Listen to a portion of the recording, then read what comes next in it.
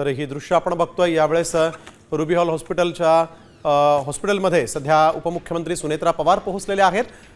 शरद पवार यांची भेट घेण्यासाठी सुनेत्रा पवार सध्या पुण्यात पोहोचलेले आहेत।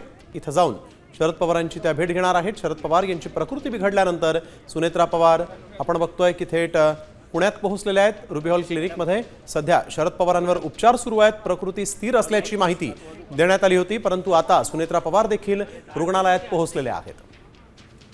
सागर आव्हाड आमचे प्रतिनिधी आपल्यासोबत थेट जोडले गेलेले आहेत। सागर, काय अधिकची माहिती? सुनेत्रा पवार आपण बघतोय की रुबी हॉलमध्ये पोहोचले आहेत। स्नेल, आपण जर पाहिलं तर सुनेत्रा पवार, पार्थ पवार जे आहेत ते आता 5 मिनिटांपूर्वी रुबी हॉलमध्ये दाखल झालेले आहेत। आपण जर आता पाहिलं तर रुबी हॉलच्या बाहेर पक्षाचे कार्यकर्ते असतील किंवा पुणेकर असतील यांनी मोठी गर्दी केलेली आहे। मात्र पवार साहेबांची प्रकृती ही उत्तम आहे, स्थिर आहे। जे काही तपासण्या आहेत त्या तपासण्यांचे रिपोर्ट येणार आहेत आणि त्यानुसार पुढचे उपचार जे आहेत ते केले जाणार आहेत। आपण जर पाहिलं तर उद्या त्यांना या ठिकाणाहून डिस्चार्ज दिला जाऊ शकतो आणि ते मुंबईला येऊ शकतात असंही सांगण्यात आलेलं आहे।